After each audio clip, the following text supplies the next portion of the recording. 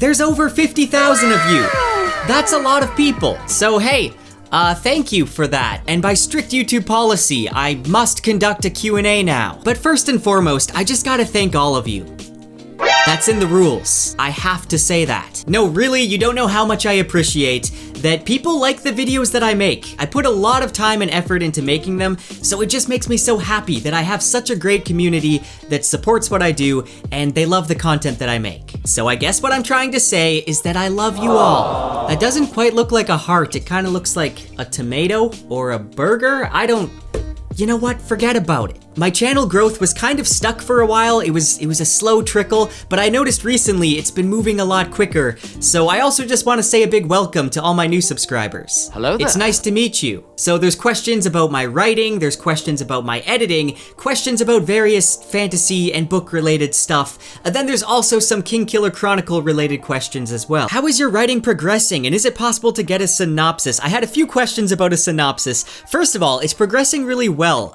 Actually, the thing that really helped my writing was Scrivener. This video is not sponsored by Scrivener in any way, but I just couldn't organize all my bits of lore and character sheets and scene cards the way that I wanted to until I started using Scrivener. Now I got everything so organized, it just really helped me with my writing because I'm the type of writer that likes to have a really good structure. Now I have thought about sharing a synopsis, but I don't think I'm gonna do that. Well, okay, I could share maybe a little bit of information. It's not gonna be an official synopsis by any means. I'm purposefully keeping this very vague, so I don't give a lot away.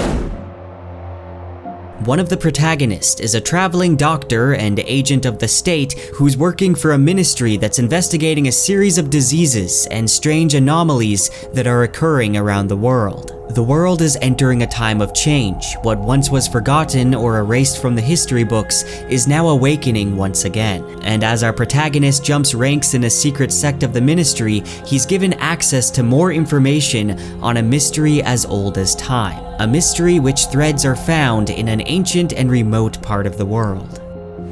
So whatever that was that I just shared, that's all I'm willing to say for now. Now, later in the year on my Patreon, I will be sharing some passages and a little bit more info, but I wouldn't expect a lot of information on my channel anytime soon. I just subbed yesterday. I wish you had more subs, me and you both. Your content is amazing. Will your book be coming in 2022 or 23 or further? First of all, thank you. And here's the thing. I don't want to give any false hope too early on, so I'm definitely gonna say further. This is not something I'm trying to rush. I'm not a YouTuber that's trying to write a book for more content or to make a quick dollar. I wouldn't be writing a book if I was trying to make quick money. I have a story that I think has a lot of potential. I just need to make sure I do it right, and I want to write a good book. So it's gonna be a bit longer, but at the same time, you don't have to expect like a 10-year wait or something like that. You're gonna see something from me before then. And like I said, people on my Patreon will get a little bit more info. Congratulations on reaching 50K and starting your writing journey. So the question is, what part of the writing journey are you nervous about, and how do you plan to overcome it or them? So one of the things I'm always nervous about is whether I'm choosing the right direction for a certain story arc. So right now, I'm setting things up for some events in book 2, and I'm building the foreshadowing in book 1. But the thing is that there's a few different ways that it can end up going, and all of those are drastically going to change where the series goes as a whole.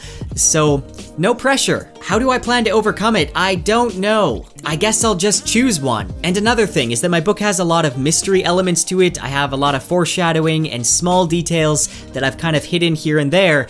So it's always a balance of not making it too easy, but also making it subtle enough that readers can feel smart by picking up on those things. And I think the key to that is realizing that the readers are probably smarter than you think, so I can and I should make it a little difficult. I really enjoyed this and your couple's vlog channel. Shout out to the Sunshine Seekers. If you don't know, my girlfriend Katie and I created a vlog channel. We make cute, wholesome couple videos. So if that's something that interests you, make sure to go subscribe. That would officially make you an awesome person.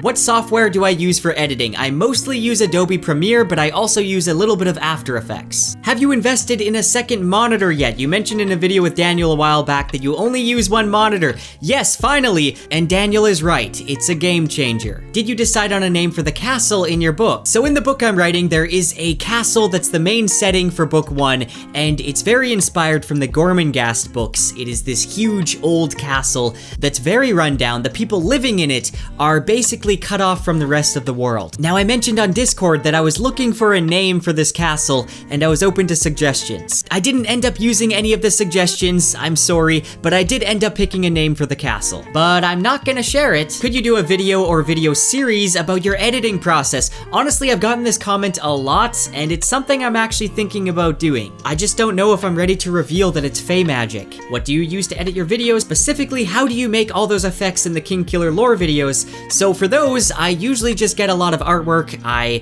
animate it to move, and then I add in different particle effects or dust effects over top, like so. Sometimes I'll bring it into Photoshop and cut out a piece, and then blur the background to give it some depth, kind of like this. And then sometimes I'll do more complicated things in After Effects, but I can't really explain that all in this video. How do you manage YouTubing plus life? Also, how did you learn your editing skills? What makes you think that I manage? And what makes you think I have a life? Honestly, I don't really know, but I wish I could manage it better. I learned a lot of design and Photoshop stuff in college, but as far as video editing, I basically just taught myself from YouTube tutorials.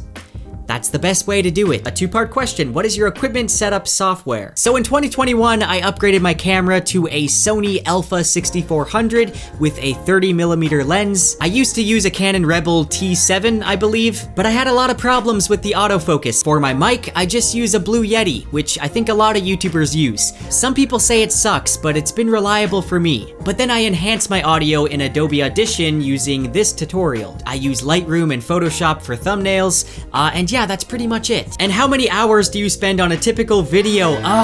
You don't want to know. It's too many. I don't really want to know. One thing people don't realize is that sometimes the scripting is the most difficult thing. I don't script out all my videos, but like if it's a lore video or something like that, then yeah, the whole thing's scripted. It depends on the video, but sometimes it can take an entire day. Sometimes if it's like my Name of the Wind summary video, it will take multiple days. A lot of that does include all the research and everything, but yeah, scripting takes a long time. Obviously, this video is not scripted. I think some people don't realize though how many of their favorite YouTubers do need a script to make their videos good. But sometimes my script will literally just be an intro and then some point forms for what I want to touch on. Other times it looks like this.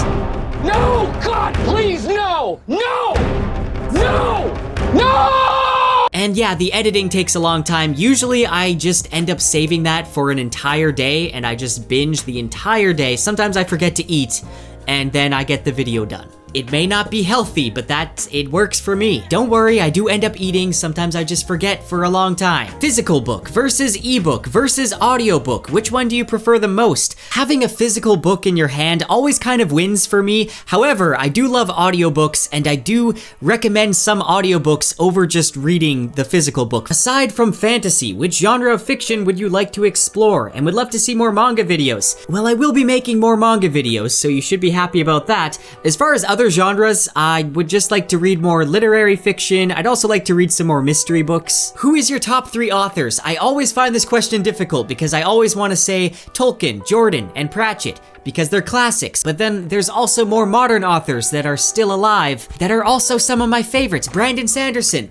Josiah Bancroft, Ursula K. Le Guin, Robin Hobb, Patrick Rothfuss, Joe Abercrombie. Those are all some of my favorites. What books are you reading right now, and do you plan on continuing The Gentleman Bastards? I definitely plan on continuing The Gentleman Bastards this year. As far as books I'm reading right now, I have been in a pretty bad reading slump, but I have been reading 2 books, and this is the one I've mostly been reading, is Hard-Boiled Wonderland and the End of the World by Haruki Murakami. And then I've also been reading The Book of the New Sun by Gene Wolfe. This is volume 1, Shadow and Claw. This book is incredible. I can tell just the writing style and everything it's gonna be one of my favorite books. I just haven't read that far into it yet. It's kind of dense, it's kind of confusing, but it's incredible. Top 5 favorite magic systems. Okay, Allomancy from Mistborn, Surge Binding from the Stormlight Archive, Sympathy and Naming from the King Killer Chronicle, The One Power from the Wheel of Time, and Alchemy from the Full Fullmetal Alchemist. Tell us something about your upcoming projects. I have been so excited since the news about Brandon Sanderson's Kickstarter, and one of the things I want to be working on is making more Stormlight Archive and Mistborn lore videos, really just Cosmere videos in general. So you can expect to see a lot more of those, and the same goes for Wheel of Time videos. Now, I've also been playing some Elden Ring lately, and if you don't know, George R.R. Martin wrote some of the lore and story for this game, and it's incredible. I've been recording all my gameplay, and I'm trying to decide if I want to post some videos of my highlights while I was playing. I'm not sure if that would perform well on my channel or not, but either way, I've decided that I want to make some Elden Ring lore videos. I know there's some other channels doing it, but I still want to give it a try and branch out into some lore videos for video games. And who knows, I might end up doing more of those for other games. What does your editing workflow look like? Okay, first I bring the video in, I color grade it, I trim it all up, I combine all the audio, and then I edit and enhance the audio, and then I bring in images when I need to. I then animate the images, I add in different layers and effects, and then I put in sound effects, and then the last thing is the background music. Thoughts on manga and ones you plan to read? I love manga. I grew up reading it, I read a lot of Shonen Jump growing up. I feel like it gets a pretty bad reputation sometimes, but really you just need to find the right manga. There's literally endless genres when it comes to manga. I'm a big fan of 20th Century Boys, Fullmetal Alchemist, One Piece, Attack on Titan, Vinland Saga, and I plan on making videos on all of those. I actually want to make more manga videos this year than I ever have. Any plans on lore videos for Warbreaker or Elantris? Those are my favorite Sanderson works. As I mentioned, one of my goals is to make more Cosmere lore videos, so I'll definitely be making some videos on Elantris and Warbreaker. So I'm now filming days and days later because I discovered that half my audio became corrupted. Don't you love it when that happens? This next question was from Katie. I don't really know how to respond to that, but I'm just gonna say again to go watch our vlog channel. I'll have it linked in the description. We make cute couples content and we got like 14 videos up already. So why aren't you watching? Have you played Odin's Sphere? It's a super fun game set up kind of like a collection of storybooks and stage plays. Odin's Sphere, why does that sound so familiar? I need to look that up. Odin's Sphere. Oh, I've seen this game. I've seen it. It was back on PS2, wasn't it? Yeah, I have never played it, but it kind of reminds me, just looking at it, it reminds me of Muramasa the Demon Blade that was on Wii. That was actually such a good game, but Odin's Sphere looks and sounds amazing, and now I want to play it. Your top 7 favorite fonts and their different uses. Oh boy, I could talk about fonts all day, but I'm not because that would probably be boring, or maybe I will. So if you don't know, I have a diploma in writing and publishing. I've also worked as a book designer, and as far as fonts, my favorite font of all time, a classic serif font.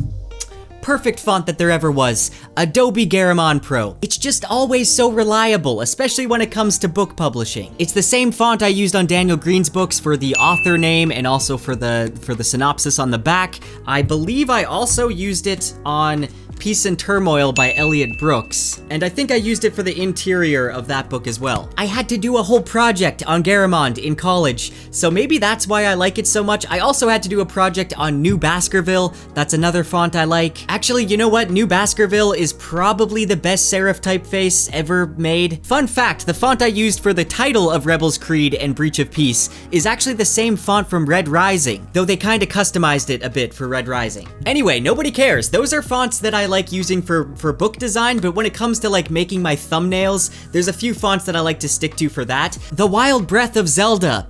Yes, apparently she's got some wild breath. That's one of the fonts I use in a lot of my videos. Obviously, it's based off the Breath of the Wild font. Supercell Magic is another fun one that I like to use. Oh, and Lemon Milk is one that I use a lot. The reason I use Lemon Milk is just because the name.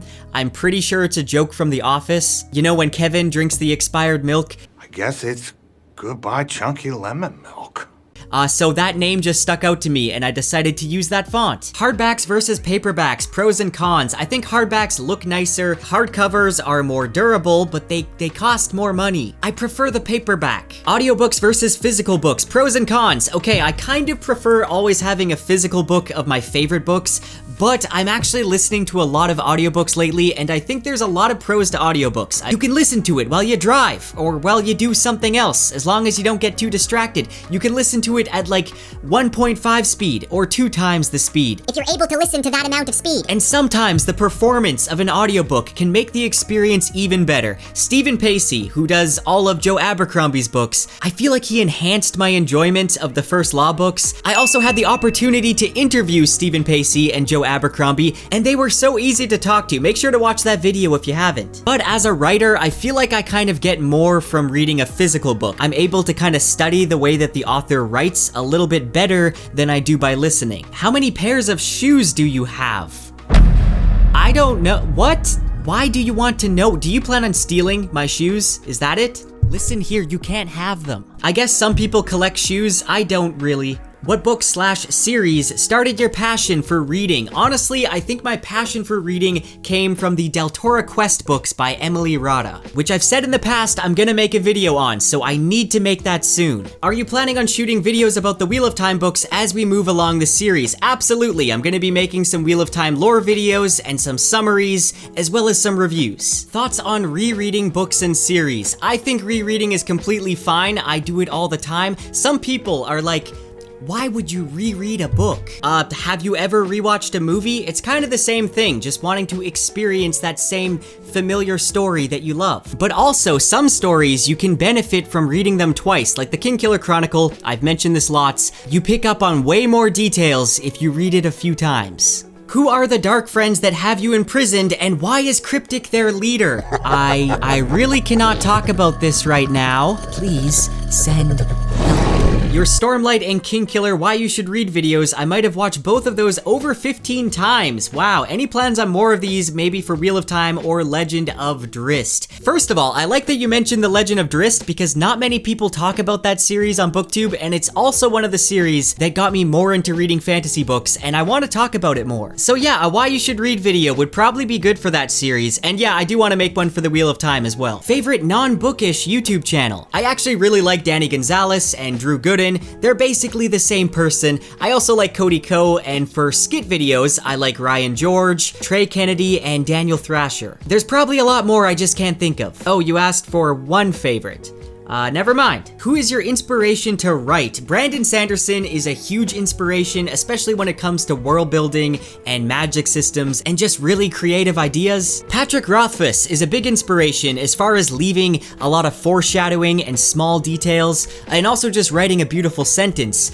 Joe Abercrombie is a big inspiration as far as building really engaging character arcs and twisting different tropes. Ursula K. Le Guin and Robin Hobb are also big inspirations for their prose. What is your comfort book? For me, it's The Name of the Wind. I've probably read it the most. Any advice you have for new booktubers, growing an audience and promotion specifically? Any advice for good recording, editing software / hardware? Audio quality is more important than video quality, so make sure you got good audio. I feel like BookTube is kind of notorious for having just a lot of talking heads, and having a nice bookshelf in the background never hurt anybody. It just gives people something to look at. It's not necessary though. I just think it's better anyway to add more visuals to your video. I don't really enjoy watching videos when it's just a talking head, so I'm kind of always aware when making my videos to try and keep people entertained, so I'll add a lot of visuals. This video might be more of just a talking head, so I'm sorry about that. But just adding some effects, maybe adding some fan art, making it zoom in,